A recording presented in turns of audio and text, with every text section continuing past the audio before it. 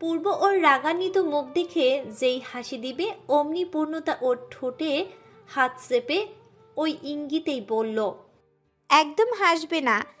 আমি এখানে হাসির কি বলেছি? আমার সাথে ফাজলামি করছো? কি কারণে ঘুমাচ্ছ না? পার্টির চিন্তা নিয়ে রাত নষ্ট করার ধান্দা তোমার? নাকি ওয়াসিফ ভিলায় আরেক বউ রেখে এখানে প্রথম বউয়ের সাথে সময় কাটাতে এসেছো? কি নিয়ে তুমি ঘুমাচ্ছ না বলো দেখি? আমি সত্যি তোমার পেটের কথা শুনতে চাই, দয়া করে আর লুকিয়ে রেখো না। পূর্ণতার অবস্থা দেখে চোখ বন্ধ করে হেসে দিল পূর্ব। এখনো ঠোঁটের উপর পূর্ণতার হাত, আর সেই হাতের আড়ালেই পূর্ব ঠোঁট চেপে হাসছে। পূর্ণতা স্থির পানে পূর্বের চোখের দিকে তাকিয়ে আছে। ঘন লম্বা পাপড়ি চোখ দুটো হাসির জন্য বন্ধ হয়ে আছে। আল্লাপাক মানুষের সর্বস্ব কেড়ে নিল, রাতের অন্ধকার শেষে ভোরের কিরণ হিসেবে এক টুকরো হাসির মূর্ছনা সর্বত্র যেন ছড়িয়ে দেয়। মানুষটা গম্ভীর মুখের পেছনে হাসির ছায়াটা এত সুন্দর, মন ও মস্তিষ্ক বশীভূত হয়ে যায় তা দেখে। পূর্বের ঠোঁট থেকে কখন হাতটা সরিয়ে ফেলে পূর্ণতা সেই ধ্যান নেই। এখনো মুগ্ধ দৃষ্টিতে তাকিয়ে আছে পূর্বর দিকে। পূর্ণতা এমন চাহনি দেখে ধীরে ধীরে হাসি থামিয়ে দেয় পূর্ব। পূর্ণতাকে কাছে টেনে চোখ বন্ধ করে ওষ্ঠ স্পর্শ করে পূর্ণতার মুখের সর্বস্ব। পূর্ণতা বুঝতে পারে পূর্ব গা ঢাকা দেওয়ার জন্যই এখন কারসাজি চালাচ্ছে, আর সেই চিন্তামগ্ন কথাগুলো ব্যক্ত করবে না পূর্ণতার কাছে। পূর্ব বালিশে মাথা রাখতেই পূর্ণতাকে জড়িয়ে ধরে সেদিনের মতো। সেদিন পূর্ণতা প্রচন্ড ভয় পেয়ে পূর্বের গাড়ির কাছে সেন্সলেস হয়েছিল। হিম হয়ে যাওয়া পূর্ণতার শরীর দু হাতের মাঝে আবদ্ধ করে উষ্ণ বুকের সাথে চেপে ধরেছিল সে। ঠিক বুকের পাঁজরের কাছে পূর্ণতার অস্তিত্ব ছিল তখন। অদৃশ্য অধিকার বোধে পূর্ণতার গায়ে হাত রাখতেও দ্বিধান্বিত ছিল না পূর্ব। সেই রাতটুকু আজও স্মৃতি হিসেবে সতেজ হয়ে মনের আঙিনায় নেচে বেড়ায়।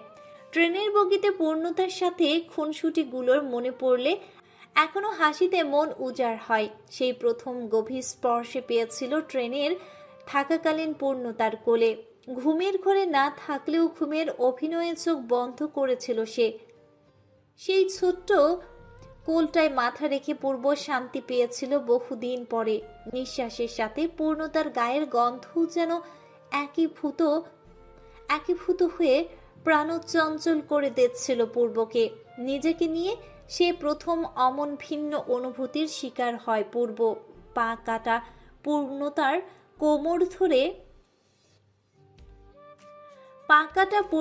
কোমর ধরে যখন ট্রেন থেকে প্ল্যাটফর্মে নামার সেই স্পর্শ আর আজকের স্পর্শে এখনো আগের মতোই নতুন লাগে ওর। মানুষ কখনো পুরনো হয় না, অনুভূতি কখনো হারিয়ে যায় না, সুপ্ত আকাঙ্ক্ষা কখনো মৃত হয় না। মনের কোণে দিনকে দিন ভালোবাসার শান্তিতে কোণঠাসা হতে থাকে তখন। আজও অটোরিকশায় উল্টো দিকের সিটে বসে আর চোখে পূর্ণতার ছটফট চোখ দুটো মনে করে পূর্ব। নিজের অনুভূতি নিয়ে যখন দ্বিধাপূর্বে লিপ্ত ছিল তখন আর পূর্ণতার দিকে পাত্তার চোখে দেখেনি সে। দাদাবাড়িতে ফিরে এসে পূর্ণতার সাথে যেই অঘটন কাজগুলো চাচাতো ভাই বোন হয়েছিল সেজন্য তাকে উত্তম শাস্তি দিয়েছিল সে। কিন্তু কেন দিয়েছিল তখনও প্রশ্নের জবাব মেলেনি পূর্বের।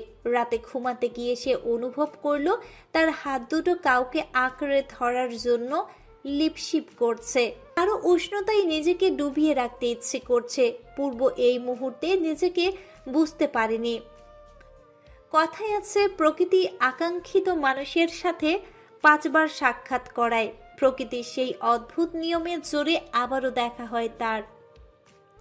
পুরনো কিছু অতীত আনিশার ডোরে দেখা করিয়ে দিল বর্তমান অনুভূতি পূর্ণতার সাথে।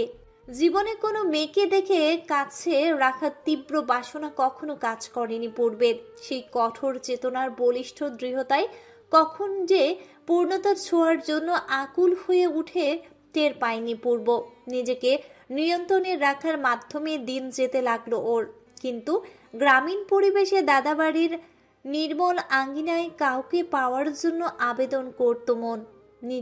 নিজের সমস্ত বাদকে আর ধরে রাখতে না পেরে ছুটে গিয়েছিল পূর্ণতার নানা বাড়ির সন্ধ্যার সময়।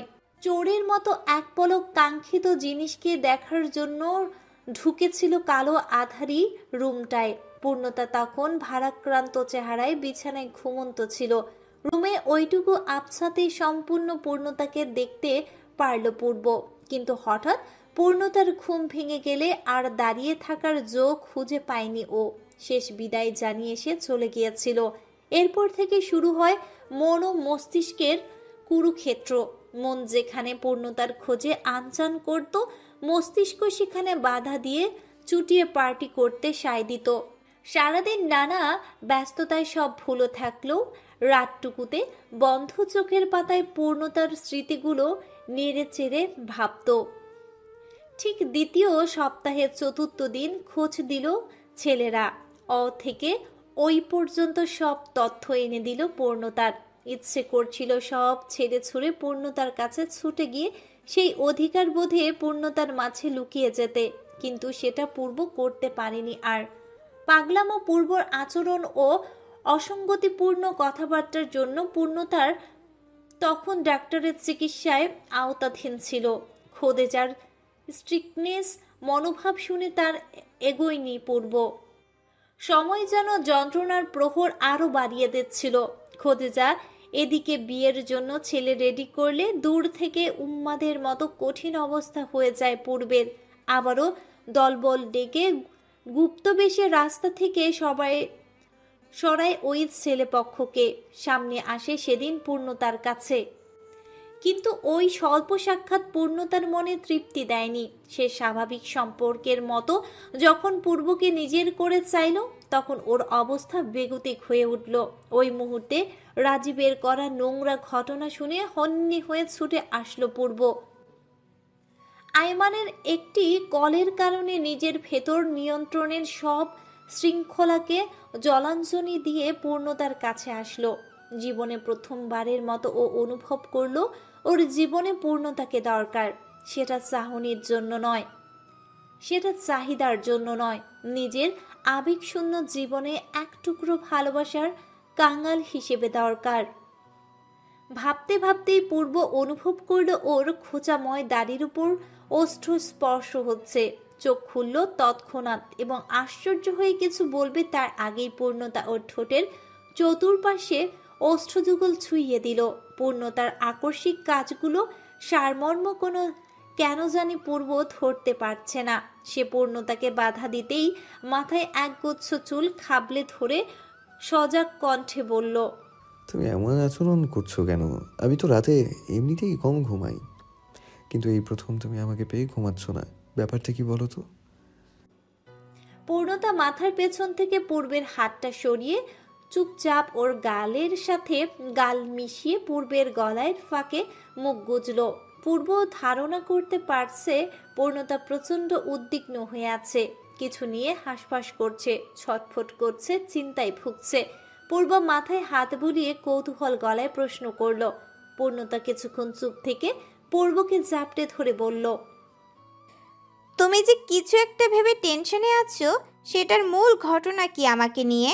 আমার ব্যাপার হলে বলো পূর্ণ, প্লিজ ক্লিয়ার করে নিজেকে শান্ত করো। পূর্ণতা আর কথা শেষ করল না। তুমি যদি রাজনীতি না করো কিছু হবে? ছেড়ে দাও না এসব। কি দরকার নিজেকে ভয়ের ভেতরে রেখে? আমার প্রচুর ভয় করছে পূর্ব, তোমার যদি ভুলেও কিছু হয়।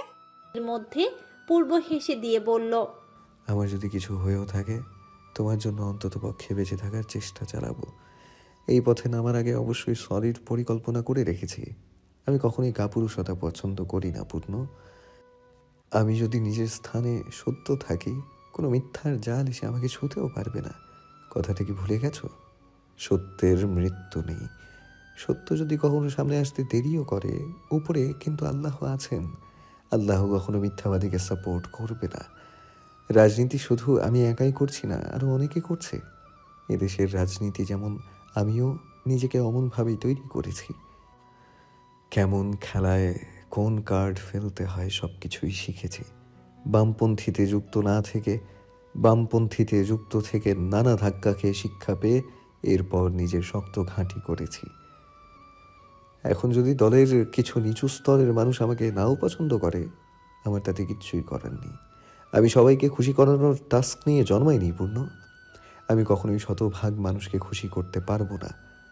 একজন না একজন আমার পরিপক্ক নিখুঁত কাজেও শত শত খুঁত বের করবে। তুমি নিজেই বলো, তুমি কি আমাকে কাপুরুষের মতো পিছিয়ে থাকতে বলবে, নাকি সত্যের পথে থেকে মানুষের জন্য এগিয়ে আসতে বলবে? তুমি ঠিক কি চাও বলো? তুমি কি একজন রাজনীতিবিদ ওয়াসিফ পূর্বকে চাও, নাকি নিজের স্বামী হিসেবে একজন ভীরু লোককে চাও? পূর্বের কথা শুনে চুপ করে থাকলো পূর্ণতা। পূর্বের প্রতিবাদে চিন্তা চেতনা, অন্যায়ের বিরুদ্ধে লড়াই, মানুষের জন্য সরকারিভাবে একটা অনুমোদন নিয়ে কিছু করার বাসনা ঠিক দীর্ঘদিনের। এই দীর্ঘদিনের ইচ্ছেতে পূর্ণতা নিজের আকাঙ্ক্ষা চাপিয়ে দেওয়ার ভুলটা কখনো করেনি। কিছু সময় নিশ্চুপ থেকে পূর্ণতা পূর্বের চোখের দিকে দৃষ্টি ছুড়ল। পূর্বের বুকে তখন ধুকপুক করছে উত্তর জানার জন্য। পূর্ণতা এক দৃষ্টিতে তাকিয়ে থাকা অবস্থায় জোর কণ্ঠে উচ্চারণ করলো, তুমি অবশ্যই নির্বাচনে লড়বে, এতে আমার বাধা নেই। তুমি সবার জন্য চিন্তা করবে, আমি কখনো ক্ষুব্ধ হব না। কিন্তু যদি কখনো তোমার উপর চিলতেখানি আঁচ পড়ে, আমি স্বার্থপরের মতো তোমাকে সব কিছু ছাড়তে বাধ্য করব। আমি তোমার সামান্যতম ক্ষতি দেখার জন্য কোনো দিন প্রস্তুত নই। এমপির জন্য কিছুদিন বাদে ভোট হবে, আমি নিজে গিয়ে ভোট দিয়ে আসব। কিন্তু কেউ যদি তোমাকে ক্ষতি করতে চায়, আমি কিন্তু চুপ থাকবো না বলে দিলাম। আমি তোমার পার্টি অফিসে আগুন জ্বালিয়ে দিয়ে আসব। সব কয়টাকে কি কি করব তা তুমি তখনই প্রমাণ পাবে।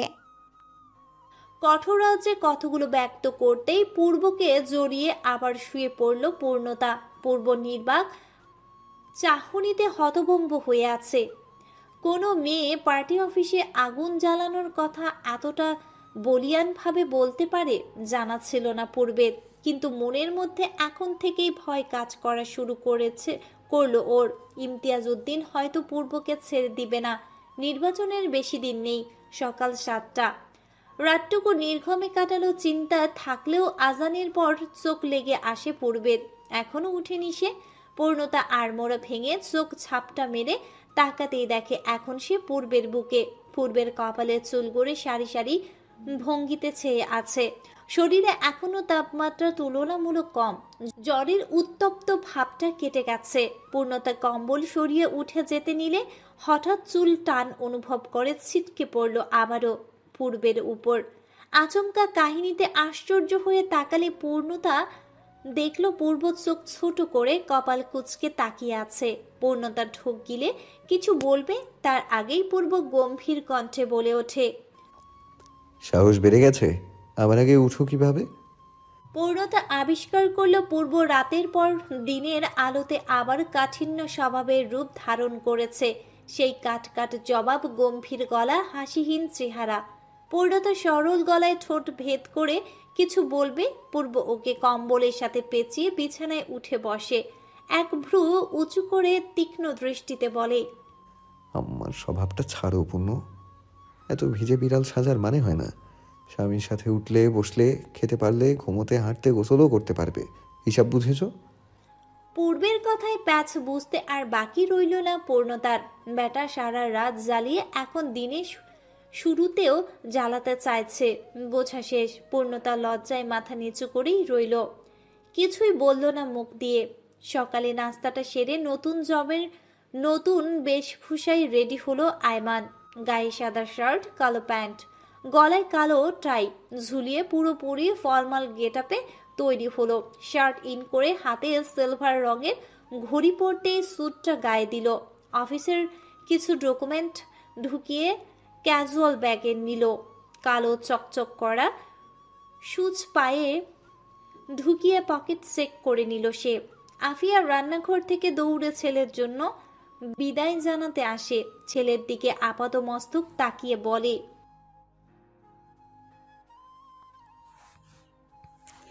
বাবা, তোরে দেখলে বুকটা পুড়ে। আয়মান ভ্যাবাচাকা খেয়ে দরজা খুলতে গিয়ে পিছু ফিরে মায়ের দিকে তাকিয়ে বলে, হোয়াট? তোমার বুকে কি জন্য আগুন লাগতে গেল? বাবা কোথায়? ছেলের কথায় ধরন দেখে কপট রাগ নিয়ে বলল আফিয়া। দেবো থাপ্পড়। অসভ্যতার মতো এগুলো কি বলছিস? এখানে তুমি অসভ্যতার কি দেখলে? আমাকে দেখে তোমার বুক পুড়ে, এর জন্য আমি কি করতে পারি? আয়মানের তাচ্ছিল্যপূর্ণ কথা শুনে কান মলে ধরলেন আফিয়া। ব্যথায় আয়মান মা ব্যথা পাচ্ছি, ছাড়ো ছাড়ো। করে আর্তনাদ করতে থাকলে আফিয়া চেঁচিয়ে বলে উঠল ছেলেকে। বিয়ে করবি তুই? আর কতদিন আমাকে চালিয়ে মারবি? তোর প্যান্ট শার্ট ধুতে ধুতে আমার হাত ক্ষয় হয়ে গেল। বুকের ধরফানির রোগে আর বাঁচি না। আর কতদিন তুই আমাকে চালাবি বল?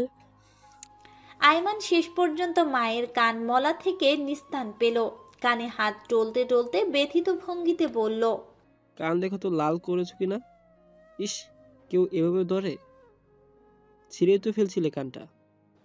আফিয়া কান দেখতে গিয়ে আরেকবার জোরে মোচড় দিল সেখানে। ব্যথায় জায়গাটা ব্যথা পেয়ে তীব্র চিৎকারে আউ করে উঠতেই আয়মান চোখ কুচকে তাড়াতাড়ি বেরিয়ে পড়ে অফিসের উদ্দেশ্যে। নির্দিষ্ট জায়গায় অফিসের গাড়ি থামতে তাতে উঠে পড়ে অফিসে পৌঁছায় আয়মান। কেবিন পর্যন্ত যেতে যেতে সব জুনিয়র স্টাফদের সালাম ও গুড মর্নিং বার্তা ফিরাতে ফিরাতে প্রবেশ করে কেবিনে। ডেস্কের উপর ব্যাগটা রেখে গা থেকে কালো স্যুটটা খুলে চেয়ারে ঝুলিয়ে দেয়। চেয়ারে ঠিক করে বসতেই ডেস্কের ল্যাপটপটা অন দিয়ে ব্যাগের চেন খুলে ও ডকুমেন্ট ফাইলগুলো বের করে ল্যাপটপের পাশে রাখতেই কেবিনে নক করে কেউ। আয়মান স্ট্রিক্ট ফর্ম নিয়ে রেসপন্স দেয়। কামিন। ভেতর থেকে সাড়া পেতে জুনিয়র স্টাফ রাকিব হাসি মুখে একটা ফাইল চেক করাতে ঢুকলো। আয়মান তখন ডকুমেন্টের ফাইল খুলতে খুলতে রাকিবকে একটা স্প্যান্ট পয়েন্ট বলল। আয়মান তখন ডকুমেন্ট ফাইল খুলতে খুলতে রাকিবকে একটা স্প্যান্ট পয়েন্ট বলবে অমনি চোখ আটকে কথা থেমে গেল ওর। একটা হাস্যোজ্জ্বল মেয়ে অ্যালবামস সাইজের ছবি ফাইলের ভেতর। আশ্চর্য হতে গিয়েও আয়মান সত্যি কথা গুলিয়ে ফেলল। ফাইলের ভেতর সাবিয়ার ছবি কোত্থেকে উদয় হলো? ছবিটার দিকে তাকাতেই হঠাৎ রাকিবের উপস্থিতি খেয়াল হলো ওর। রাকিব এক দৃষ্টিতে স্যারের ফাইলের গুজে থাকা ছবিটার দিকে তাকিয়ে মিটিমিটি হাসছে। রাগে আয়মানের রক্ত গরম হচ্ছিল তখন। ইচ্ছে করছিল কাচের ডেস্কে জোরে একটা ঘুষি মেরে সব চুরমার করে ফেলতে। নির্ঘাত মা এই উটকো কাজ করেছে। বিয়ের জন্য মেয়ের ছবি দেখানোর কারসাজি হিসেবে ফাইলে ঢুকিয়ে দিয়েছে। কিন্তু অবাক কাণ্ড হলো শত শত মেয়ের মধ্যে সাবিয়ার ছবি কি করে এলো? সকালে গোসল সেরে নাস্তা করে ওষুধ গিলতেই পূর্বের ফোন চলে এলো পার্টির থেকে। পূর্ণতা পাশেই বসেছিল ওর এবং কি বলবে সেটা দেখবে। পূর্ব কানে ফোন লাগিয়ে পূর্ণতার দিকে তাকিয়েছিল। পূর্ণতার চোখ বলছে পূর্ব আজ যেন কোথাও না যায়, ওর কাছেই থাকুক। কিন্তু মুখ ফুটে আবদারটা যেন প্রকাশ করার সাহস পাচ্ছে না। পার্টির লোক ফোনের বিপরীতে বিভিন্ন কথা বলতেই পূর্ব তাদের জানিয়ে দিল সে জ্বরাক্রান্ত এবং ভীষণ অসুস্থ। অন্তত আজকের দিনটা সে একটু বিশ্রাম চায়। কাল থেকে সে আবার প্রচারণার জন্য নামবে। এটুকু শুনেই পূর্ব যখন ফোন কাটল ঝড়ের বেগে পূর্ণতা ঝাঁপিয়ে পড়ল ওর উপর। পূর্ণতা খুশিতে অশ্রু বিসর্জন করে ফেলেছে দেখে পূর্ব না হেসে পারল না। পূর্ণতার দিকে হেসে দিয়ে বলল, আরও 24 ঘন্টা বরাদ্দ করলাম, বুঝলে? এই 24 ঘন্টা এখন তোমার। শরীরে যেটুকু তাপমাত্রা আছে আমি কিন্তু এতেই মাঠে নেমে যেতাম। জানি না সামনের অনিশ্চিত পথে বেঁচে থাকা হয় কিনা, তবুও তোমার কোনো খোয়াইশ যেন অপূর্ণ না থাকে।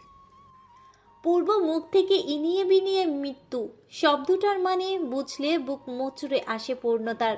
নিজেকে নিঃস্ব শূন্য খালি লাগে তার। আর কোনো উপায় নেই পূর্বকে বোঝানোর জন্য, যেখানে সব রাস্তায় পূর্বের আদর্শ চেতনায় যুক্তির কাছে বন্ধ হয়ে যায়। পূর্ণতা আবেগপূর্ণ চিন্তাভাবনা পূর্বের নিঃস্বার্থ সেবা কর্মের কাছে ফিকে হয়ে যায়। পূর্ণতা নিজেকে সামলে নিয়ে দুপুরে খাবারের ব্যবস্থা করতে গেল। নূরানী খোদেজার আগমনে রুমের সর্বত্র গোছকাজ এবং পরিচ্ছন্ন কাজে লেগেছে। পূর্ব খুবই এক্সাইটেড শাশুড়ি আম্মা তাকে এখানে দেখে কেমন প্রতিক্রিয়া দিবেন। আজ ব্রহ্মপুত্র এক্সপ্রেসের ট্রেনের দুপুর একটায় ফিরবেন। খুব জমকালো সংঘর্ষের জন্য পূর্ব বেশ সজাগ এবং প্রস্তুত। ইমতিয়াজ উদ্দিন খবর পেয়েছে আজ পূর্ব অসুস্থতার জন্য আসছে না। এই প্রথম যেন বিরল প্রজাতির প্রাণী দেখার মতো আশ্চর্যজনক ঘটনা।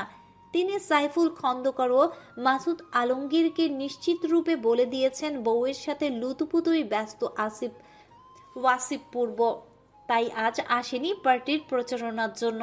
সাইফুল খন্দকার উসখুস গলায় বলে উঠল। মেহেদি দেয়া লাল দাড়ি বুলাতে বুলাতে ইমতিয়াজ উদ্দিন বললেন, ভূমিকায় না এসে সোজাসুজি বলুন সাইফুল সাহেব। সাইফুল সাহেব এবার মাসুদ আলমগীরের সাথে চোখাচোখি করে নিলেন। দুজনের ভেতরে জটিল কোনো চক্রান্ত ফাঁদ আভাস পাওয়া যাচ্ছে। ইমতিয়াজ উদ্দিন সেটা বুঝতে পেরে দাড়ি বুলালো থামিয়ে তীর্যক দৃষ্টিতে তাকিয়ে বললেন, সুন্দর কিছু ভেবেছেন নাকি মহাদা সাহেবরা? দুজনেই কেমন অদ্ভুত হাসি দিয়ে ঠোঁট চওড়া করলেন। এরপর মাসুদ আলমগীর ইমতিয়াজ উদ্দিনের কাছে ঝুঁকে আশেপাশে চোখ বুলিয়ে এমন ভঙ্গি করলেন যেন দেয়ালের ভেতর মানুষ লুকিয়ে তাদের গোপন কথা শুনছিল। তিনি আস্তে আস্তে কণ্ঠ নিচু করে বললেন, মাল রেডি হয়ে গিয়েছে ইমতিয়াজ সাহেব, এখন চেকটা একটু সুন্দর করে সাজিয়ে আমাদের ধন্য করুন। বুঝেনি তো, দলের ভেতরে থেকে চুপি চুপি অমন কাজ করা আজকাল কত কষ্টসাধ্য হয়ে গিয়েছে। তাই যদি আর কি একটু মেহেরবানি হিসেবে বেশি উপটোকন দিতেন তো। কথার শেষে বিশ্রী করে হাসলেন মাসুদ আলমগীর। তাদের দেখা দেখি সাইফুল খন্দকারও তোর জোর করে হেসে দিলেন। ইমতিয়াজ উদ্দিন গম্ভীর ভঙ্গিতে এক দৃষ্টিতে তাকিয়ে আছে, যেন নির্দিষ্ট অ্যামাউন্টের এক্সট্রা চাওয়াতে প্রচুর ক্ষেপে আছেন। সাথে সাথেই হাসি থামিয়ে চুপ হয়ে গেলেন দুজন। এরপর আকস্মিকভাবে দুজনকেই চরম সীমায় চমকে দিয়ে হো হো করে হেসে দিলেন ইমতিয়াজ উদ্দিন। দমফাটা হাসিতে হেসে দিয়ে তাচ্ছিল্যের সুরে বললেন, ওই অবুঝ বালককে উপরে পাঠাতে আরও 2টা শূন্য বসায় সমস্যা হবে কি মহাদায় সাহেবরা? কাজটা পারবেন তো? ইমতিয়াজ উদ্দিনের হাসিতে জোরে সোরে তাল মিলিয়ে দুজন হেসে দিল। মাসুদ আলমগীর ও সাইফুল খন্দকার দুজন হাসির ভঙ্গিতে চোকাচুকি করে কি যেন বুঝিয়ে দিল। এরপর মাসুদ আলমগীরের কাছে ঝুঁকে আগের ভঙ্গি স্বর নিচু করে বললেন, কাজটা কঠিন কিন্তু অসম্ভব না। টপকানোর ইচ্ছা থাকলে আমাদের খুশিটা আর একটু বাড়িয়ে দিলেই হবে। দুপুর 2টোর দিকে বাসায় পৌঁছলেন খোদেজা ও কবির। পৌঁছে তিনি ভ্রু কুচকে পূর্ণতার শাড়ি পরা নিয়ে কয়েকবার দৃষ্টি দিলেন। তার মেয়ে হঠাৎ কী কারণে এতদিন পর শাড়ি পরল বুঝতে পারল না। পূর্ব দুপুরে গোসল শেষে কালো টি শার্ট গায়ে ও ট্রাউজার পরে বিছানায় শুয়ে আছে। খোদেজা একবারও মেয়ের রুমে ঢোকেনি। তিনি ক্লান্ত দেহ নিয়ে ডাইনিং টেবিলে চেয়ার টেনে বসলেন। ওদিকে কবির গোসলের জন্য তাদের রুমে ঢুকে গেলেন। নুরানি পরবর্তী ঘটনা ঘটার জন্য এক্ষুনি ভয়ে তথস্থ। এদিকে পূর্ণতার মুখেও বুলি নেই, ফুরিয়ে গেছে। খোদেজা দুজনের ভাব দেখে সন্দেহজনক দৃষ্টিতে তাকিয়ে আছে। টেবিলের জগটা কাছে টেনে গ্লাসের পানি ঢালতেই জিজ্ঞেস করলেন, আমি আসার পরপরই দেখছি তোদের মুখ গোমরা। আমার অনুপস্থিতিতে কিছু কি হয়েছে? প্রশ্নটা ছুড়েই গ্লাস ভরতে লাগলেন খোদেজা। পূর্ণতা মাথা নিচু করে জিহ্বা দিয়ে ঠোঁট ভেজাচ্ছে। সত্য বলার জন্য এখনো হিম্মত করতে পারছে না সে।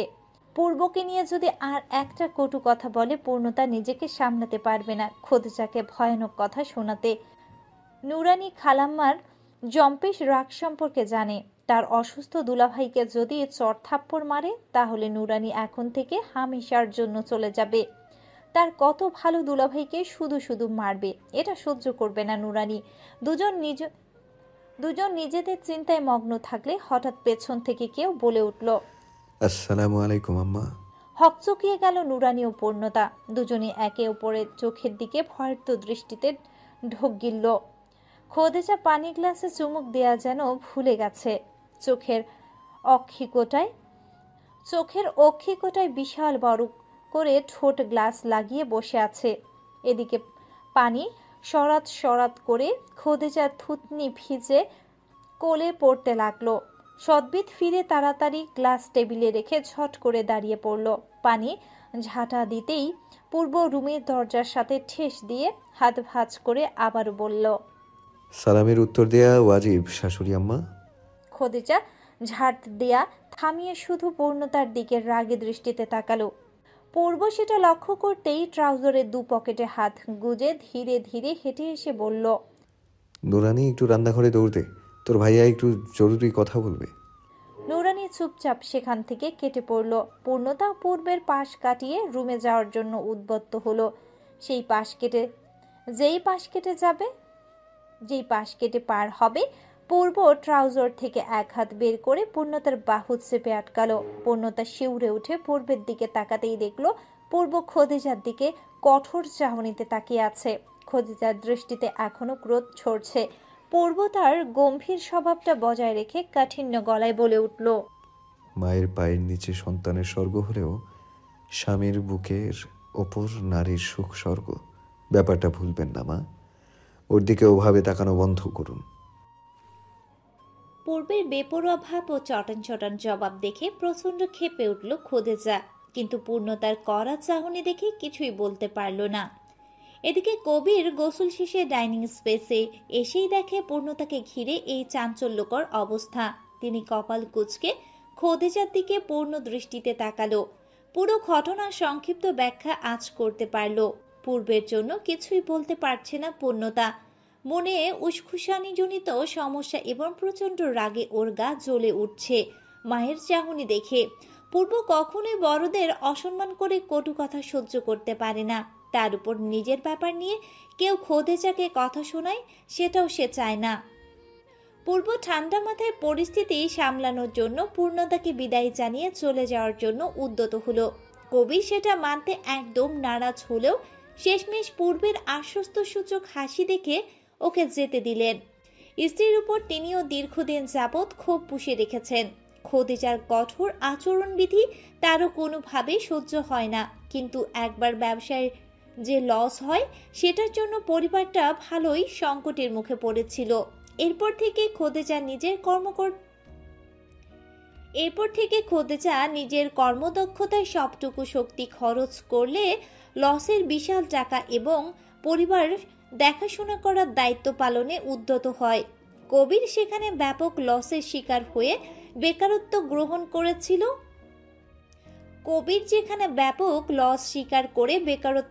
করেছিল। সেখানে খোদেজা কর্তার ভূমিকা পালন করে সংসার ও অন্যান্য চাহিদাও মিটিয়েছিলেন।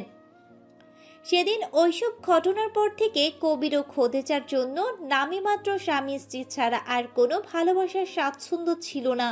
পদে পদে অমিল ও অমত অবস্থা সৃষ্টি হতেই তাদের মধ্যে বেশ দূরত্ব এসে যায়। কবির এতদিন শুধু এই কারণেই মেয়ের সংসার নিয়ে জোর গলায় কিছু বলার সাহস ও ভূমিকা রাখতে পারেনি, কিন্তু আজ পূর্ব যখন বিদায় জানিয়ে চলে গেল তখন তিনি পূর্ণতাকে জোর গলায় বলে দিলেন আজকের মধ্যেই মায়ের আঁচল ছেড়ে শ্বশুর বাড়ির দরজায় চলে যেতে। যেখানে এতদিন পূর্ব কোনো পাত্তা দেয়নি, সেখানে আজ যেহেতু পূর্ব নিজের পূর্ণতার কাছে এসেছে, কাজে এখানে থাকার কোনো মানে হয় না পূর্ণতার। এ কথা শুনে খোদেজা সমস্ত রাগ উজাড় করে কবিরকে পূর্বের বাড়ির লোকজনের কথা তুলে সেই বিভীষিকা আচরণের ঘটনাগুলো স্মরণ করায়। পূর্বের চাচার পরিবার ও চাচাতো ভাই বোনদের যেখানে এত জঘন্য, সেখানে পূর্ণতা কি করে শান্তি পাবে? কবির একটা কথাও শোনেনি খোদেজার। তিনি চোখ শক্ত করে খোদেজাকে পাল্টা জবাবে বলে দিয়েছে, দুনিয়ার সব পরিবারই ছোটখাটো ঝামেলা হয়, কিন্তু ঝামেলার মানে এই নয় যে স্বামী স্ত্রী আলাদা হয়ে থাকবে। পূর্ব রাগের মাথায় হোক কিংবা জেদের বসে এতদিন পূর্ণতাকে ইচ্ছে করেই সে দূরে ঠেলেছে, কিন্তু আজ যেহেতু নিজেই সব শর্ত ভুলে চলে এসেছে, কাজেই পূর্ব মানসিকভাবে অবশ্যই সুস্থ নেই। খোদেজা যে নিজ হাতে মেয়ের সুখের সংসারে আগুন জ্বালিয়ে তামাশা সৃষ্টি করছেন। সব পার্টে পার্টে বুঝিয়ে দিলেন কবির। মেয়ে আজ বড় হয়েছে, তার বিয়েও হয়েছে। এই মুহূর্তে স্বামীর দায়িত্বে নিয়োজিত থাকাটাই পূর্ণতার কর্তব্য। এখানে মায়ের দুশ্চিন্তাগ্রস্ত ভাবনার জন্য সে স্বামীর সোহাগ ছেড়ে ওই নগণ্য শর্তকে মূল্যবান করাটা বোকামো ছাড়া কিছুই নয়। কবির দুপুরে খাবারের পর ঘোষণা দিলেন বিকেলের দিকে পূর্ণতাকে ওয়াসিফ ভেলায় রেখে আসবেন। এতদিন যাবৎ যত মনোমালিন্য ও বিচ্ছিন্ন অবস্থা হয়েছিল সব মিটিয়ে নতুন করে দুই পরিবারের সম্পর্কটা মজবুত করে আসবেন। যদি খদিজার এতেও দ্বিমত থাকে সে যেন কোনো ব্যাপারে নাক না গলায়, এটাও পরিষ্কার গলায় জানিয়ে দিলেন। পূর্ণতা বাবার কঠিন্যভূত আচরণ খুব কমই দেখেছে বটে, তার উপর মায়ের সাথে কখনো উঁচু গলায় কথা কবির বলেনি। নিতান্ত চুপচাপ ঝামেলামুক্ত এবং সরলভাবে চলতে ভালোবাসে কবির। খদিজার মতো বেহুদা চিন্তা ও ঝামেলা ডাকা একদম অসহ্য ভাবে দেখে তিনি। কিন্তু এ যাবৎ সব মুখ বুজে সহ্য করে গেলেও পূর্বের আচমকা আগমনে উনার চুপটি অবস্থা নাড়িয়ে দেয় যেন। তাই তিনি ক্ষিপ্ত ভঙ্গিতে কথাগুলো শুনিয়ে দেন খদিজাকে। মুখ টিস্যু চেপে গাড়িতে উঠতে হয়েছে পূর্বের। মাস্ক ও কালকের পোশাক এখনো কবিরের ফ্ল্যাটে পূর্ণতার কাছে। শরীরে ম্যাচের ভাব থাকলেও কাল রাতের তুলনায় অনেকটাই সুস্থ বোধ করছে সে। স্টিয়ারিং ঘুরিয়ে যেই গাড়ি টান দিবে অমনি ভ্রুকুটি করল পূর্ব। গাড়ির সব জানালা আটকানো বিধায় ওকে কেউ দেখতে না পেলেও বাইরে দাঁড়ানো দারোয়ানের দিকে ওর তীক্ষ্ণ দৃষ্টি আটকালো। দারোয়ান হতাশ মুখে এমনভাবে কাঠের টুলে বসে আছে যেন এক্ষুনি হাউমাউ করে কেঁদে দিবে।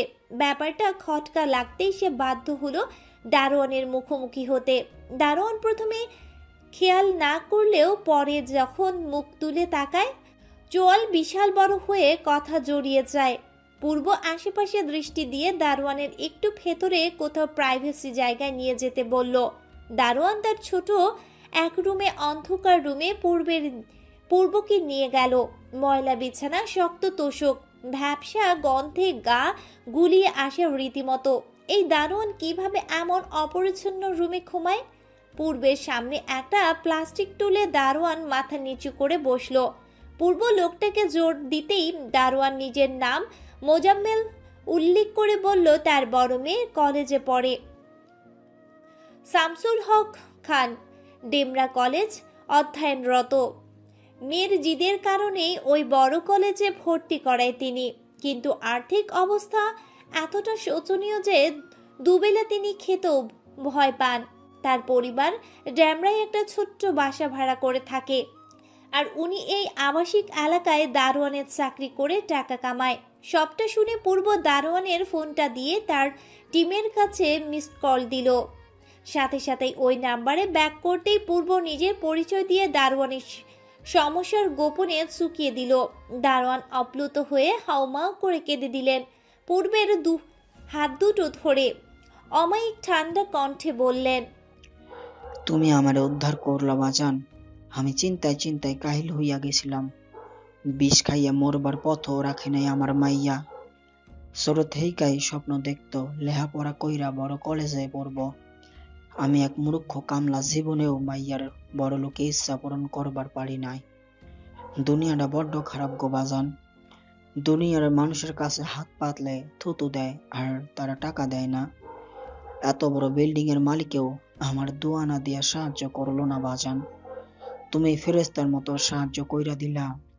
এই ঋণ রক্ত দিয়াও শোধ করতে পারুম না বাপ। আমগর মতো কামলার রক্ত বড় লোকের থুতুর চেয়ে দামি। পূর্ব শেষ কথাটা বিরোধ করতে চেয়েছিল, কিন্তু বাস্তব সত্যের জন্য কিছুই বলতে পারেনি। কিছু বড়লোক পরিবারের একজন সদস্যের মাসিক হাত খরচ থাকে 1.5 লাখের মতো। তাদের যত সব অদ্ভুত অভিলাষ ও শখের জন্য টাকা নষ্ট করতে বিবেকে বাঁধে না।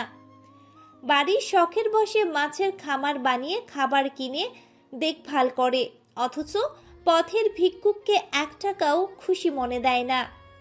পূর্ব মোজাম্মেল দারোয়ানকে ওয়াদা করলো ভুলেও কেউ যেন না জানে সে এখানে আর্থিক সাহায্য করেছে। কেউ যদি জিজ্ঞেস করে তাহলে বলবে একজন অজ্ঞাত লোক কিছু গরিব মানুষকে সাহায্য করেছে।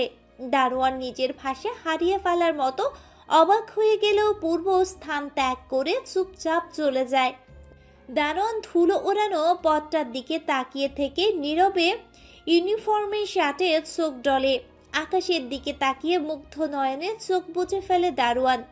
দুনিয়াটা আজও বেঁচে আছে, আজও বেঁচে আছে কিছু সুপ্ত মানুষের দয়াময় গুণের জন্য। বাড়িতে পৌঁছে পলাশ ও আসিফের সাথে দেখা করে রুমে ফিরল পূর্ব।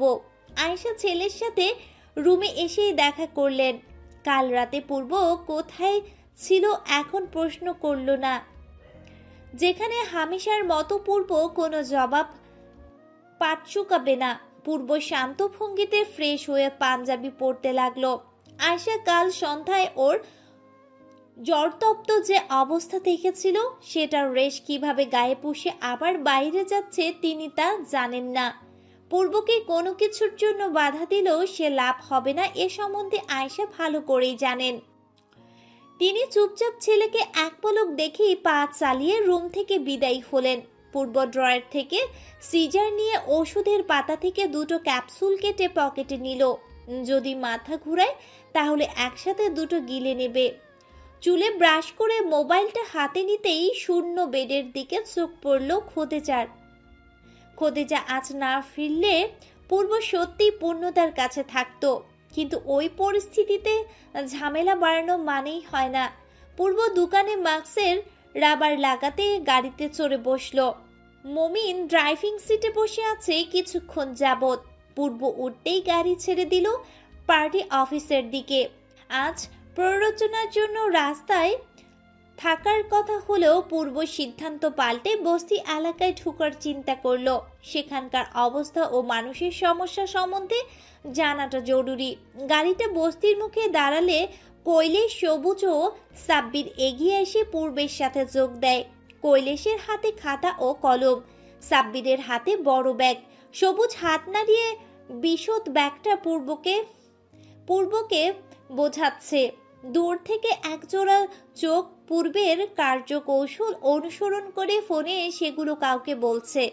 পূর্বরা কেউ লোকটাকে দেখতে পায়নি। তারা বস্তির মানুষদের প্রতিটি ঘরে ঘরে সমস্যা নিয়ে কথা শুনছে। ইতিমধ্যে বস্তির সবার সাথে পূর্বের একটা ভালো সম্পর্ক তৈরি হয়েছে। তারা ওকে যথেষ্ট সম্মান ও সমীহ নজরে দেখে। কাটাই ঠিক আধা ঘন্টা পর হুলস্থুলস চিল্লাচিল্লি করে বিকট মাইকিং করে মিছিলের শোরগোল শুনতে পায় পূর্বের দল। বস্তির ছোট বাচ্চারা ততক্ষণে শব্দ উৎসবের দিকে ছুটে গিয়ে উত্তেজনায় লাফাচ্ছে। পূর্ব একজন বৃদ্ধার ঘরে ঢুকে তার সমস্যার কথাগুলো শুনছিল। তখনই কৈলেশ পূর্বের কানের কাছে ফিসফিসিয়ে বলল, পূর্বদা, আপনার দেখা দেখি অপোনেন্ট দলের ক্যান্ডিডেট এখানে প্রচার চালাতে আসছে। এতদিন ভুলে এদিকে চুপি মারেনি, আর যেই দেখছে আজ আপনি এখানে এসেছেন অমনি দলবল নিয়ে হাজির। কি করা উচিত পূর্বদা? ধমকে তাড়াবো? কৈলেশের নির্বুদ্ধিতায় পূর্ব গম্ভীর মুখে কিছু বলতে গিয়েও বৃদ্ধর উপস্থিতিতে বলতে আর পারল না। বৃদ্ধ নির্লিপ্ত দৃষ্টিতে দুজনের দিকে তাকিয়ে আছে। ময়লা ফ্লোরের এক কোনায় একটি বুড়ো লোক নোংরা লুঙ্গি পরে শুয়ে আছে। বুড়ো বুড়ি সন্তানরা তাদের তাড়িয়ে দিলে দুজন এই বস্তিতে আশ্রয় নেয়। বুড়ো সারাদিন ভ্যান চালিয়ে যা কামায় তাতেই কোনো মতের পেটের টান চুকাতো। কিন্তু অ্যাক্সিডেন্টে বুড়ো দুপা একসঙ্গে কাটার ফলে আর কিছু করতে পারে না তিনি। ভিক্ষাবৃত্তিতে নিরুপায় হয়ে যোগ দিয়েছেন বুড়ি। চোখে দেখে না, তার উপর পেটেও ভাত জোটে না। পূর্ব সাব্বিরকে ডেকে বস্তায় ছোট্ট খুপড়ির ভেতরে ঢুকতে বলল। কৈলেশে বেরিয়ে সাব্বির ঢুকলে পূর্ব ওর ব্যাগ থেকে একটা আয়তকার বাক্স নিয়ে সেটা সন্তর্পণে খুলল। বুড়ির দিকে মিষ্টি হেসে লম্বা ডাটগুলো টেনে বুড়ির দোকানের কাছে ঠুকিয়ে দিতেই বুড়ি আশ্চর্য কণ্ঠে হুকরে গিয়ে বলল, ও বাবা গো, এই জীবনে এদিনও দেখমু, ভাবতে পারি নাই। চশমা দিয়ে আবার সব কিছু ভালো কইরা দেখমু, ভাবি নাই বাপ। এই ফকিরের দিকে তাকাইলা তুমি? বুড়ি যতটা সরল গলায় কথাটা বলেছিল তার গলা যেন জমাট হয়ে থরথর করে কান্নায় কাঁপছিল। অনবরত তিনি পূর্বের মাথায় স্নেহের হাত বুলিয়ে দিতে লাগলেন। পূর্ব প্রতিবারের মতো এবারও বুড়ির হাতে কিছু নোট গুজে দিয়ে বেরিয়ে এলো।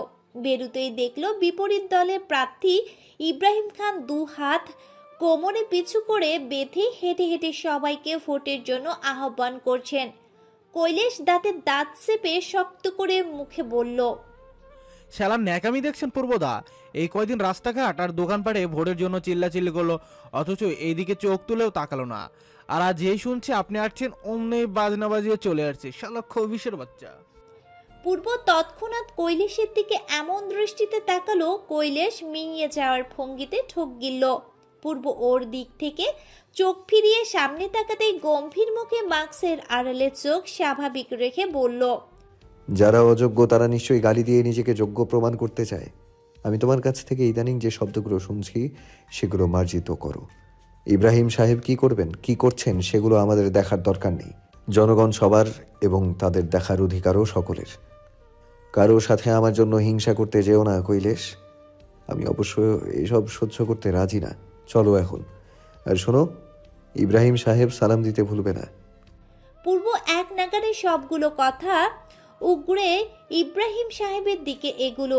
পেছনে ওরা দুজনও এগিয়ে এসে পূর্বের সাথে সালাম দিল। ইব্রাহিম খান অবাক হয়ে গিয়েও শেষমেশ হেসে ফেলল। পূর্ব হ্যান্ডশেক করে সৌজন্য আচরণ দেখিয়ে নির্বাচনের জন্য শুভকামনা জানালো। বস্তির লোকেরা এ দৃশ্য দেখে ইব্রাহিম খানের চোয়াল ঝুলানো মুখটা শুধু দেখল। ইব্রাহিম খান হয়তো ভেবেছে নাম ডাক হাঁক পাওয়া ওয়াসিফ পূর্ব ওনাকে দেখে মুখ ঘুরিয়ে চলে যাবে, কিন্তু পূর্ব যে সম্মানের ভঙ্গিতে আচরণ করতে এগিয়ে আসবে তা একদম অকল্পনীয় ছিল। পূর্ব চলে যেতেই বস্তির সকলে মুখ কেমন যেন ক্ষুব্ধ ভঙ্গিমায় মতো কালো হয়ে গেল। তাদের মধ্যে হাসি হাসি ভাবটা আর নেই। ইব্রাহিম খান জোরপূর্বক হাসি দিয়ে উনাদের কাছে যেতেই ভোটের কথা দিয়ে ইস্তেহার দিলেন, কিন্তু মানুষ যেন আপ্লুত হওয়ার বদলে উল্টো বিমর্ষ রূপ ধারণ করল। রাতের দিকে ওয়াসিফ ভিলায় ফিরল পূর্ব। ইচ্ছে করছিল পূর্ণতার কাছে যেতে, কিন্তু খোদেজার রুট আচরণের জন্য আর মন মানল না সেখানে। সিটের পেছনে মাথা হেলিয়ে চোখ বন্ধ করল পূর্ব। সাদা পাঞ্জাবির বুকের কাছে দুটো বোতাম খুলল। অস্থির লাগছে, জ্বরটা বোধ হয় আসবে আসবে করছে। পকেটে ট্যাবলেট থাকলেও খাওয়ার ইচ্ছে হচ্ছিল না ওর। এসির মৃদু পাওয়ারে গা কাটা দিয়ে শীত করছিল পূর্বের। মমিনকে বলে এসিটা বন্ধ করে দিল সে। চলন্ত গাড়ি থেকে আকাশে তাকিয়ে উদাস হয়ে গেল পূর্ব। কাল রাতের মতো পূর্ণ থেকে যদি আজও পাওয়া যেত। পূর্ণতার কথা চিন্তা করলেই মন আর সামলে থাকতে চায় না, কিন্তু ওই অহেতুক শর্তই যেন বড় দেয়ালের মতো বিবিকে বাধা দিচ্ছে এখনো। গেট দিয়ে গাড়ি ঢুকে সেটা পার্কিং এরিয়ায় থামতেই পূর্ব বুকের বোতাম দুটো লাগিয়ে ভেতরে ঢুকলো। শূন্য বাড়ি, কেউ নেই। চাকররা খাবার খেয়ে শুয়ে পড়েছে 10টার দিকে। জ্বর না থাকলেও বুকের শুষ্ক ওঠানো চৌচির অবস্থা ঠেকছে। কাল রাত ছিল, আজও রাত হয়েছে। কাল পাশে পূর্ণতা ছিল, আজ পূর্ব একা একা রুমে আসছে। নব মোচড়ে দরজা খুলতেই খুটখুটি সেই আগের মতো অন্ধকার। লাইট জ্বালাতেই সেই অগোছালো অবস্থা। রুমে কেউ নেই। সব সময়ের মতো দীর্ঘ নিঃশ্বাস ফেলে নব ছেড়ে পূর্ব মাথা নিচু করে বেডে এসে বসলো। বসতেই পিঠ ছেড়ে দিল বেডে। কয়েক মুহূর্ত কাটলো নিস্তব্ধ। এরই মধ্যে কানে খট করে একটা শব্দ বাজল ওর। চোখ খুলে যেই তাকাতে নিবে অমনি রিনডিনে গলায় সুর ভেসে এলো, কমরেড সাহেব, খারাপ লাগছে, আমি কি আসবো? পূর্ব বিস্ময়ের ঘোরে দরজার দিকে তাকিয়ে ধীরে ধীরে বেড থেকে পিঠ উঠিয়ে বসলো। হৃদয়ের মাঝে ভাঁজ ফেলে চোখ দুটো অনেকবার ঝাপটালো। হ্যালুসিনেশন, কল্পনা, পূর্ণতার মতো সেমি পাগল হলো নাকি? টানা এক গাদা প্রশ্ন তখন মাথার মধ্যে আঁকিবুকি করলেও পূর্ব দৌড়ে ছুটে গিয়ে পূর্ণতাকে জাপটে ধরল। ওর মাথাটা শক্ত করে বুকে চেপে পিঠ আঁকড়ে ধরল। সমান তালে বুকে চাবুক পেটাচ্ছে পূর্বের। এটা যেন সত্যি হয়, এটা যেন সত্যি হোক, সেই মিনতি অগোচরেই চালাচ্ছে। পূর্ব চোখ বন্ধ করে পূর্ণতার মাথায় অজস্র ঠোঁট ছোঁয়াতে লাগলো। উম্মাদের মতো এমন আচরণ দেখে পূর্বকে ঠেলে ভেতরে ঢুকতেই পূর্ণতা দরজাটা চাপিয়ে দিল। পূর্ণতা অনেকক্ষণ পর পূর্বের পিঠে হাত রাখলো। এতক্ষণ চুপ করে পূর্বের উন্মুক্ত কারখানার আটকা পড়ে হাত দুটো পিঠে রাখতে খেয়াল ছিল না। পূর্ব শান্ত হয়ে ওকে চাপটে রাখলে পূর্ণতা প্রসন্ন কণ্ঠে হেসে বলল, আমাকে সঙ্গে নিয়ে আসলে কি খারাপ হতো? তখন ওভাবে চলে গেলে কেন? পূর্ব কিছু বলল না, হাত দুটো ঢিলে করে পূর্ণতাকে ছেড়ে দিল। ওর দিকে আপাদমস্তক তাকিয়ে দেখলো শাড়ির পরনে পূর্ণতা। কালো রঙের শাড়ি, খয়েরি রঙের পাড়, চুলে খোপা করা, চোখ দুটোতে কাজল দেয়া, ঠোঁট আজ কৃত্রিম লিপস্টিকে ঢাকা। পূর্ণতা স্পষ্ট বুঝতে পারল পূর্বের দৃষ্টি স্বচ্ছ না, চোখে অদ্ভুত নেশা নেশা ভাব জড়িয়ে গেছে। বুকের বোতামে হাত উঠেছে পূর্বের। পূর্ণতার চোখের পলকে পূর্বের হাত ধরে তীর্যক চাহনিতে বলল, দুপুরে খেয়েছো? ঔষধ নিয়েছিলে? কিচ্ছু করনি ঠিক না? পূর্ব কোনো জবাব দিল না, ড্যাব ড্যাব করে পূর্ণতার দিকে তাকিয়ে রইল। রাতে যেহেতু সব চাকরদের ঘুমাতে যেতে বলেছে, তাই নিজেই পূর্বের খাবার এনে রুমে ফিরে এসেছে। পাঞ্জাবি পাল্টে সাদা প্যান্ট বদলে টি শার্ট ট্রাউজার পরল পূর্ব। রাতের খাবারটা পূর্ণতার সাথে খেয়ে আবারও সেদিনের মতো বারান্দায় বিছানা করলো। তবে এবারের বিছানাটা পূর্বিকার রুমে। পূর্বের রুমে বারান্দা না থাকায় স্থান পরিবর্তন হয়েছে। আকাশে একটা গোলাকার চাঁদ উঠেছে আজ। দিকবিদিক চন্দ্রকিরণে এমন প্রকৃতি হয়েছে জ্যোৎস্নার আলো, যেন সত্যি চুয়ে চুয়ে পড়ছে। রুমের লাইট নিভিয়ে দরজা লাগিয়ে কোলে তুলে বিছানায় শোয়াই পূর্ণতাকে। পূর্ণতার কপালে গভীর চুমু খেয়ে ওর চোখের দিকে তাকিয়ে থাকে। পূর্ণতা জানে না পূর্ব হঠাৎ হঠাৎ ঠিক কি নিয়ে চিন্তায় ভুগে। এটুকু অনুমান করতে পারে হয়তো নির্বাচনের দুশ্চিন্তায় পূর্ব ধুকে ধুকে কষ্ট পাচ্ছে। পূর্ণতা তার নরম হাত দুটো দিয়ে পূর্বের খোঁচা খোঁচা গাল দুটো আবদ্ধ করলো, ধরে কাছে টানলো। কিন্তু পূর্বের চোখ দুটো বিষণ্ণতায় কাতর। পূর্ণতা ঠান্ডা কণ্ঠে নরম হয়ে জিজ্ঞেস করলো, টেনশনে আছো অথচ খুলে বলছো না আমার দিকে? ঠিক করে তাকিয়ে বলো তোমার মনের ভেতর কি চলছে। পূর্ব চোখ বন্ধ করে কয়েক মিনিট নিশ্চুপ থাকলো। টিক টিক টিক টিক করে সময় অতিক্রম হচ্ছে। পূর্ব চোখও খুলল না, ঠিক বললও না। এদিকে পূর্বের আচমকা চুপচাপ অবস্থা দেখে ভয়ে পূর্ণতার বুকে ধরফর ধরফর করে হৃৎপিণ্ড ছুটছে। নিঃশ্বাসে টান লাগতে শুরু করেছে, গলা শুকিয়ে কাট কাট হচ্ছে টেনশনে। পূর্ব হঠাৎ ছোট্ট নিঃশ্বাস ছেড়ে চোখের পাতা ধীরে ধীরে খুলল। পূর্ণতার স্থির দৃষ্টির দিকে চোখাচোখি হতেই অদ্ভুত শূন্য অভাব নিচু স্বরে বলল, হয়তো আমাদের আর দেখা হবে না। আমার মন বলছে তুমি আর কোনোদিন আমায় পাশে পাবে না। আবার বুকে মাথা রেখে হাতে হাত জড়িয়ে ঘুমটা হয়তো হারিয়ে যাবে পূর্ণ। আমি আবারও তোমাকে ফেলে ওয়াদা ভঙ্গ করে হয়তো অনিশ্চিত দিকেই ছুটে যাব। হয়তো আর কখনো তুমি আমাকে এইভাবে কাছে টেনে রাখবে না, সুযোগটা হারিয়ে। পূর্ব তার কথা শেষ করলো না, কেন জানি করতে পারল না। বুকের কোথাও ক্ষরণ হচ্ছে ওর, চাপা ব্যথা, নিঃশ্বাস ভারী হচ্ছে। অবচেতন মন তোলপাল করছে, অজানা ভয়ে মন কুঁকড়ে আসছে। পূর্ণতার দিকে চোখ ফেলতেই জ্যোৎস্নার কিরণ যেন জল জল করে অশ্রুর সাথে খেলছে ওর। পূর্ণতার নিচের ঠোঁট কামড়ে তাড়াতাড়ি চোখের উপর কবজি তুলে ঠাকলো। পূর্ব চমকে গিয়ে বিস্ময়ে জড়ানো কণ্ঠে কিছু বলবে, তার আগেই পূর্ণতা ফুপানো কান্নায় জোর দেখিয়ে বলল, নির্বাচন শব্দটা যত ছোট ততই জটিল সমস্যায় ঘেরা এক বিশাল রহস্য ছিল। পূর্ব জানত না তার দলের কিছু লোক তার পেছনে ভয়াবহ ষড়যন্ত্র করেছে।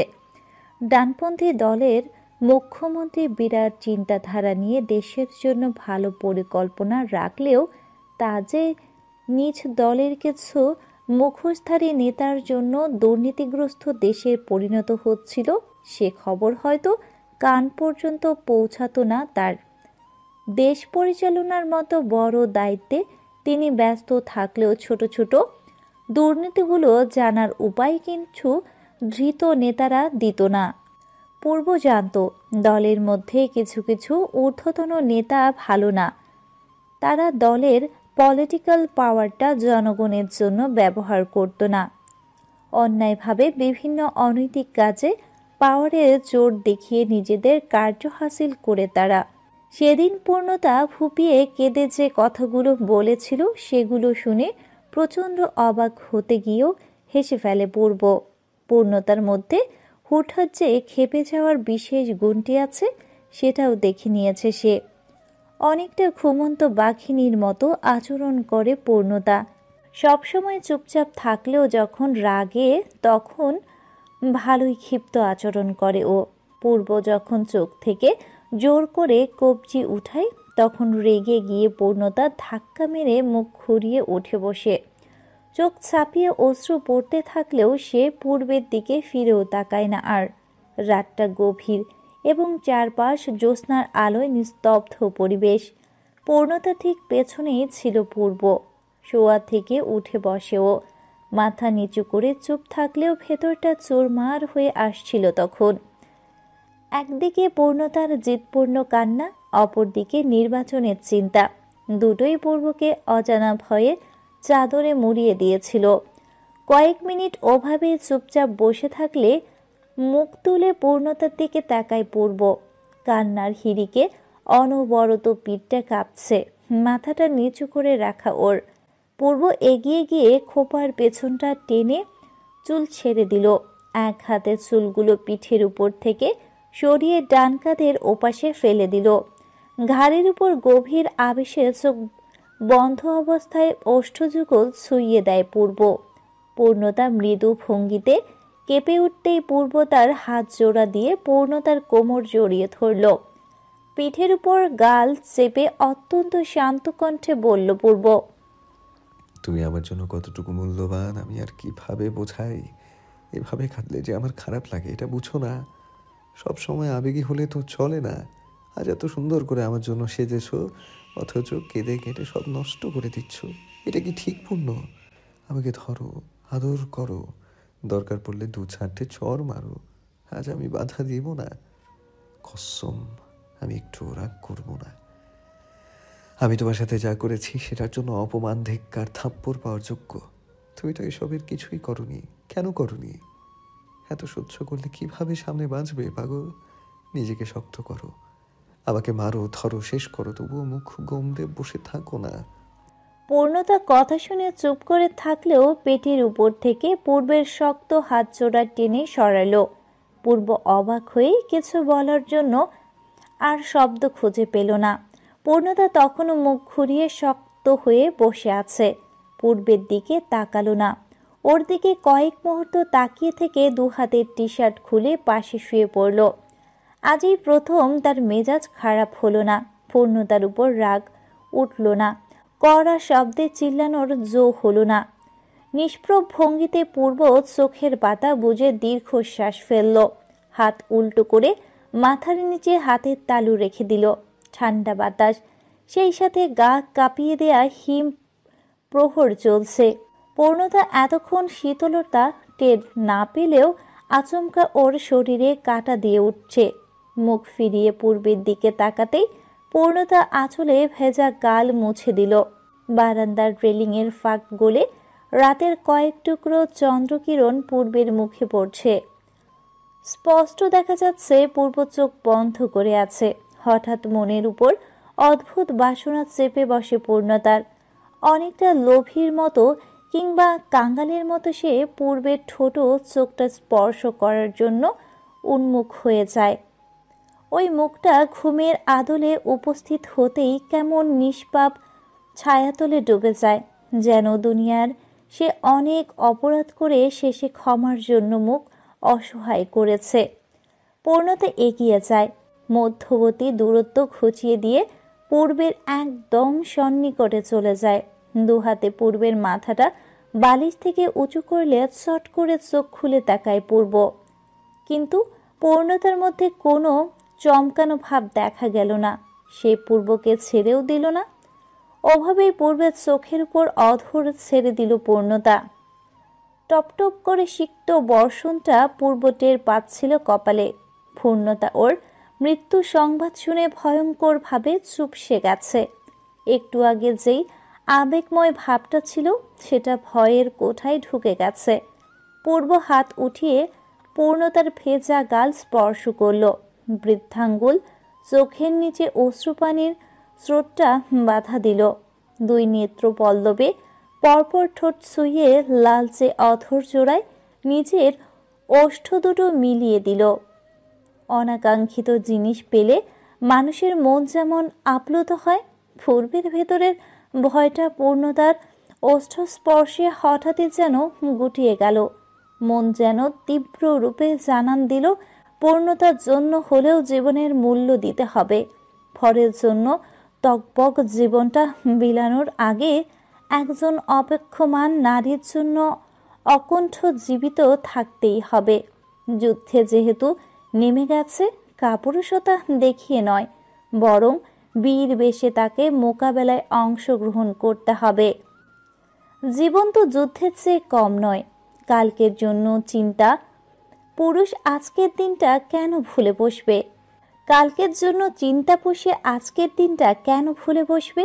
জীবনের প্রতিটা মুহূর্ত এখন ভীষণ দামি। পূর্ব আনমনে নিজের উত্তেজিত মস্তিষ্কে এসব চিন্তা করতেই পূর্ণতার পিঠ আঁকড়ে তাকে বুকে চেপে ধরল। অধর মিলন ছেড়ে দিয়ে পূর্ণতার কালো শাড়ির আঁচলটা তার হাতে পেঁচাতেই পূর্ণতার চোখের দিকে পূর্ণ দৃষ্টিতে তাকিয়ে স্মিত হেসে বলল, আমি কখনো অন্যের ক্ষতি করিনি যে আল্লাহ আমার জীবনে কোনো অসহনীয় দুঃখ দেবেন। যদি দিয়েও থাকেন, হয়তো সেগুলো আমার কোনো না কোনো ভুলের প্রায়শ্চিত্ত থাকবে। পূর্ণতা চুপ করে শুধু পূর্বের কথাগুলো শুনছিল। কোনো সায় বা বাধা কিছুই দিচ্ছিল না পূর্বের কথায় ও কাজে। পূর্ণতার কান থেকে টপের হুক খুলতেই পূর্ব বলতে লাগলো, পূর্ণ, তোমাকে ছাড়া আমি সম্পূর্ণ একা, নিঃস্ব, বিহব্বল। এইটুকু বিশ্বাস করে আমাকে তোমার মাঝে আবদ্ধ করার অনুরোধ করছি। আমার বুকটা চিরলে হয়তো দুঃখের সাথে কিছু সুখকর অনুভূতি দেখবে। সেটা তোমার জন্যই জন্মেছে এবং ওই জায়গাটার অধিকারিণী কেবল তুমি। তোমাকে ছাড়া আমি কারোর মধ্যে নিজেকে খুঁজে পাই না। হয়তো হারিয়ে যাব, নয়তো ভালোবাসতে পারার সক্রিয়তা হারিয়ে ফেলবো। আবার এই কাঠিন্য স্বভাবের মাঝে তুমি যদি ভালোবাসা খুঁজে পাও, আমি এও বিশ্বাস করি একমাত্র তুমি আমার সর্বার বিষয়গুলো বুঝবে। কথা চলমান হলেও পূর্ণতার গলা থেকে চিকন হাড়, হাতের চুড়ি এবং সর্বশেষ শাড়ির সেটপিনও খুলে নিল। বাহুর মাঝে আবদ্ধ করতেই পূর্ব বলতে লাগলো, তোমার পূর্ব তো সবার জন্য মজুদ থাকতে চায়, কিন্তু তোমার কাছেই সে নিজের বন্ধ দরজাটা খুলে দেয়। এভাবে যদি ভেঙে পড়ো, তাহলে তো আমি দরজাটা খুলতে সাহস পাবো না, ভয় পাবো। মনে হবে তুমি আমার ব্যাপারগুলো শুনে ভেঙে পড়বে, কষ্ট পাবে, দুশ্চিন্তায় ভুগবে। তুমি মাঝে মধ্যে যেই রাগটা দেখিয়ে রূপটা দেখাও না, আমি ওই মাঝে মাঝে ব্যাপারটা সব সময় দেখতে চাই। আমার জন্য তুমি নিজেকে একটু পরিবর্তন করো, আমি আমার ইচ্ছার ঝুলিকে এখানেই ইতি টানবো, আর কখনো তোমার কাছে কিচ্ছু চাইবো না। পূর্ণতা ড্যাব ড্যাব করে তাকিয়ে থাকলে পূর্ব কিছুক্ষণ তাকিয়ে থেকে উত্তরের জন্য ভ্রু নাচায়। খানিকটা সময় ওভাবে উত্তরের আশায় থেকে পূর্ব যখন মুখ উদাস করবে, অকল্পনীয়ভাবে পূর্ণতার ঠোঁটে তখন ভোরের আলোর মতো এক টুকরো হাসি খেলে যায়। পূর্বের গালে চুমু দিতেই পূর্ব বুকের বাঁ পাশে হাত রেখে বেহুশ হওয়ার ভঙ্গিতে হাসি দিয়ে বলল, পূর্ণতা কপট রাগ দেখিয়ে পূর্বের মাথায় চাটি মারলেও পূর্ব আগের স্টাইলে গম্ভীর ভঙ্গিতে রাগ দেখাতে গিয়ে আচমকা শব্দ করে হেসে দেয়। অজস্র হাসির মুহূর্তে পূর্ণতাকে দুহাতে জাপটে ধরে ভালোবাসার এক বর্ণিল প্রহরে ডুবে যায়, যেখানে শুধু ক্ষণিকের সুখ দিয়ে স্মৃতির ডায়েরি আবদ্ধ হয়। পূর্বের ভাষায় পূর্ব দিগন্তে গভীর আবেশভূষায় লিপ্ত হয় প্রিয়তমার পূর্ণতা। দিনগুলো বড় অদ্ভুতভাবে কাটতে লাগলো। হুড়হুড় করে সময়ের পাল্লা দ্রুততার সাথে চলে যেতে লাগলো। মানুষের সুখের মুহূর্ত যত স্বল্প হয়, দুঃখের মুহূর্ত তত দীর্ঘ হয়। পূর্ব জানতো না তার জীবনের সবচেয়ে বড় ভয়াবহ দিনগুলো দরজায় এসে কড়া নাড়ছে। অনুমানও করতে পারেনি কতটা বীভৎস চিত্ত তার জীবনের সাথে আষ্টে পৃষ্ঠে জড়ানোর জন্য অপেক্ষায় আছে। একদিকে পূর্ণতাকে আবারও কাছে পেয়ে আগের মতো আচরণ করতে শুরু করে পূর্ব। আয়েশা পলাশের সাথে যোগাযোগটা দৃঢ় হয়ে ওঠে ওর। পার্টির প্রতিটা কাজ শেষে পূর্ণতা সহ মা বাবাকেও সময় দিতে শুরু করে। এদিকে পূর্ণতার জন্য সবকিছু মেলবন্ধন হয়ে যায় দুই পরিবারের মধ্যে। খোদেজা ও কবির মাঝে মাঝে সবাইকে দেখতে আসে ওয়াসিফ ভিলায়। সবসময়ের মতো নির্বাচনের প্রচারণার জন্য পূর্ব বাইরে থাকলেও খোদেজা যেন শান্তি পায়। এখনো তিনি পূর্বের কিছু ব্যাপার সহজ ভঙ্গিতে মানতে পারে না, তবে চেষ্টা করছেন পূর্বকে মনে প্রাণে মেনে নেয়ার। আয়মান তার চাকরি জীবনে যথেষ্ট ব্যস্ত হয়ে পড়েছে। ভার্সিটির রেজাল্ট পাবলিশ হবার পরে অ্যাপ্রেটের জন্য ভালো ভালো অফার পেয়েছে, কিন্তু এখনো এই অফারে বেশ সময় আছে, তাই দেশে থেকেই পূর্ব প্রস্তুতি সেরে নিচ্ছে। আফিয়া তার ছেলের সিদ্ধান্ত শুনে কপাল কুঁচকে মুখ গোমড়া করে বসে থাকেন। ঠিকমতো কথাবার্তা তিনি আয়মানের সাথে বলেন না। আয়মানও বিষয়টা কয়েকবার লক্ষ্য করলেও এই বিয়ে শাদী ব্যাপারের মত দিতে রাজি না। শ্রেয়ার পর শূন্য জীবনটা আর কাউকে স্থান দেওয়ার মানে হয় না। সবাই ওই জায়গাটা পাওয়ার কাবিল না।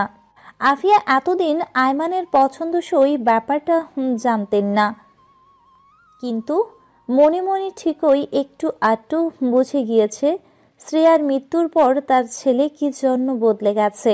এই বদলে যাওয়ার কারণটা জানতে গিয়ে তিনিও রীতিমতো অবাক এবং বাকরুদ্ধ হয়েছেন। শ্রেয়া যেই নীতিহীন কাজটা করেছিল সেটা পূর্ণতা ও আয়মান দারুণভাবে ধামাচাপা দিয়েছিল, কিন্তু সত্য কখনো গোপন থাকে না। তাই পূর্ণতাকে কসম দিয়ে জিজ্ঞেস করতেই পূর্ণতা সব কিছু আফিয়াকে খুলে বলতে বাধ্য হয়। শেষে আফিয়াকে বলার ঘটনাটা পূর্ব ও আয়মানের কাছে বলে দেয় পূর্ণতা।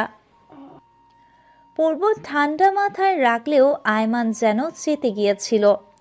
কেন মায়ের কসম মেনে সত্যটা বলতে গেল এ নিয়ে আয়মান কঠিন কিছু বলতে গিয়েও কড়া ভাষায় তেমন কিছু বলতে পারেনি। এরপর থেকেই হন্য হয়ে ছেলের জন্য মেয়ে খুঁজতে লেগে পড়েছে আফিয়া। এর মধ্যে হঠাৎই একদিন বাসার গেটে একটা মেয়ে এসে দাঁড়ায়। আফিয়া অপরিচিত মেয়েটাকে চিনতে না পেরে কিছু জিজ্ঞেস করলে মেয়েটার নাম জানায় সাবিহা, এবং সে আয়মানের কিছু টাকা পরিশোধ করতেই অনেক দূর থেকে এখানে এসেছে। সাথে অনুযোগ করে এটাও বলল ঠিকানাটা পেতে একটু ভোগান্তিতে ফেলেছে। আফিয়া সাবিয়ার আপাদমস্তক সব কিছু দেখার আগেই সাবিয়া গ্রামের ঠিকানা ও বাবা মায়ের নাম্বার নিয়ে নেয়। সাবিয়ার কাছে খটকা লাগলেও সে মুখে কিছু স্পষ্ট করে বলতে পারল না, কিন্তু চমক হিসেবে এটাই হলো সাবিয়ার বাড়িতে বিয়ের সম্বোধন পাঠায় আফিয়া। সাবিয়া আশ্চর্য হয়ে খুশি হলেও আয়মানের একমুখ স্বভাবের কথা চিন্তা করে সাথে সাথে প্রস্তাব ফিরিয়ে দেওয়ার সিদ্ধান্ত নেয়। কিন্তু গরিব বাবা মা শিকদার পরিবারের স্ট্যান্ডার্ড দেখে সাবিহার মতে চিন্তা না করেই রাজি জানিয়ে দেয়। সাবিয়া চিন্তা যেন বাড়তেই থাকে সময়ের সাথে। আয়মানের মতো এমন একটা মানুষ যার সাথে ওই ছিনতাইকারীর ইনসিডেন্স ছাড়া আর কোনো যোগসূত্র নেই, সেই মানুষ সত্যি কি মাকে নিয়ে সম্বোধন পাঠিয়েছেন নাকি সবই ধাপ্পা। সাবিয়া আমরিন সহজাত গ্রাম্য পরিবার থেকে উঠে আসলেও তার আচার আচরণ যথেষ্ট মার্জিত এবং সুন্দর। যার চুলে তেল ছাড়া বাড়তি প্রসাধনী মাখার সামর্থ্য নেই। তাকে আল্লাহ দিয়েছে ঝলমলে সমান চুলের বাহার। মুখে কৃত্রিম জিনিস মাখাটা ছোট থেকে সুযোগ না হওয়াতে বড় হয়েও অরুচি ধরেছে এসবে। সামান্য লিপস্টিক জাতীয় জিনিসটাও শহরে এসে দিচ্ছে। এমন একটা গেও মেয়েকে আফিয়া কিভাবে আইমানের জন্য পছন্দ করলো? প্রশ্ন অনেক হলেও উত্তরগুলো সবই অজানা। কিন্তু এদিকে আইমানকে প্রচণ্ড বাধ্য করতে থাকে আফিয়া। বিয়ে যদি করে সাবিহাকেই করবে এবং মেয়েটা দেখতেও সুন্দরী। আইমান বুঝেই পায় না মা কিভাবে সাবিহার খোঁজ পেল। অবশ্য আইমান সকলের অগোচরে একটা সূক্ষ্ম সত্য লুকিয়ে রেখেছিল। সাবিহা দেখতে সুন্দরী হলেও ওর একটা বিশেষ দিক শ্রেয়ার সাথে মিলে। শ্রেয়া যখন চুলে ছাড়তো ঠিক সাবিহার চুলের মতো ঝলমলানি দিয়ে উঠত। ফাজলামির বসে শ্রেয়ার রেশম তুল্য চুল যখন টান মারত, আঙ্গুলের ফাঁক গলে সব চুল চলে যেত। হয়তো আফিয়া সব দিক বিবেচনা করে সাবিহাকে যোগ্য হিসেবে বেছে নিয়েছে। কিন্তু আইমান কি করবে তা নিয়ে এখনো দুশ্চিন্তাগ্রস্ত।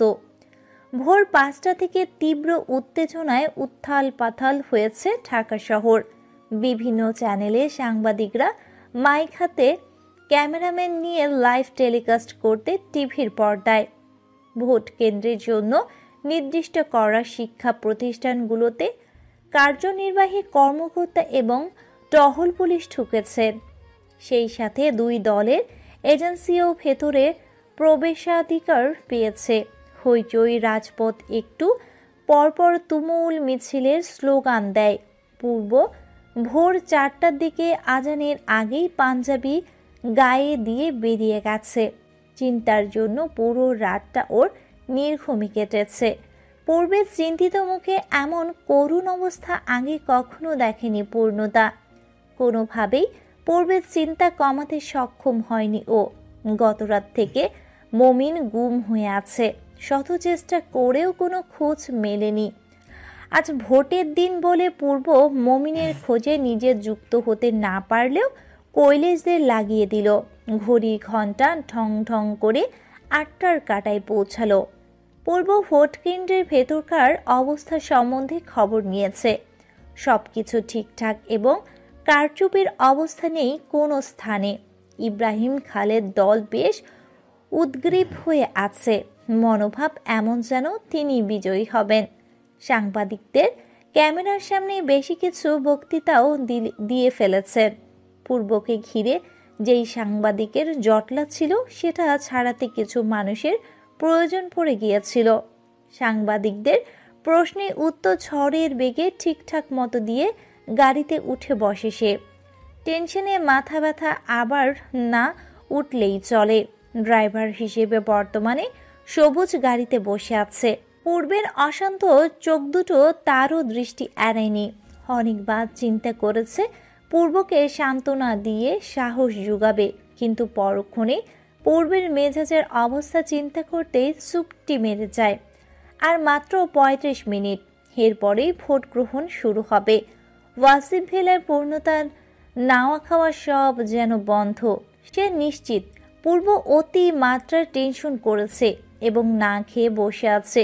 পূর্বকে কল করলেও লাভ হয়নি। পূর্ব কল রিসিভ না করলেও মেসেজে জানিয়ে দিয়েছে I'm busy in election area. এর মানে পূর্ব ব্যস্ততার অজুহাতে কিছু খাবে না। আয়েশা ভোরে সকালে উঠে নামাজটা পড়ে বাদামি রঙের তসবি নিয়ে সোফায় বসেছেন। টিভির সামনে বসে মাথা সহ পুরো শরীরটা হিজাব ঢেকে রেখেছেন। ছেলের দীর্ঘ সংগ্রামের ফল আজ পূর্ণ হতে যাচ্ছে। প্রথমে তিনি রাজনীতির ব্যাপারে নারাজ থাকলেও ছেলের অদম্য ইচ্ছাটা নাকচ করতে পারেননি। পলাশ ওয়াসিফ ঘুমের ঔষধে নিদ্রামগ্ন। বাড়ির প্রতিটি চাকর যেন চুম্বকের মতো টিভির পর্দায় চোখ লাগিয়ে রেখেছে। কাজের ফাঁকফোকরে হুটহাট এসে পর্দায় বুলিয়ে যাচ্ছে। অপেক্ষাকৃত সময় সকাল 9টা থেকে বিকেল 4টা নাগাদ একটানা ভোট গ্রহণ কার্যসূচি পালিত হলো। পুরোটা সময় দলের সঙ্গে থাকলেও মাঝে মাঝে সাংবাদিকদের প্রশ্নের জালে ফেসে যাচ্ছিল। নিজের উদ্বিগ্ন চেহারায় চিন্তাপ্রবল মন দুটোই সকলের আড়ালে রেখে কাঠিন্য মুখ বজায় রেখেছিল। ভোটের প্রক্রিয়া শেষ হতেই গণনা কার্য শুরু হলো। দলের কিছু অন্যান্য নেতা সহ সাইফুল খন্দকার, মাসুদ আলমগীর, ইমতিয়াজ উদ্দিন ও আজ উপস্থিত ছিল। তাদের এক প্রকার জোড়াজুড়িতে পূর্ব দুপুরের খাবারটা খেতে একটু স্পেস পেল, কিন্তু গলা দিয়ে এক বোতল ফ্রিজের ঠান্ডা পানি ছাড়া কিছুই নামল না। সবুজের তোষামোদে টঙের দোকানে বসে এক কাপ চা খেলো পূর্ব, কিন্তু টঙ্গলা টাকা নিতেই চাইল না।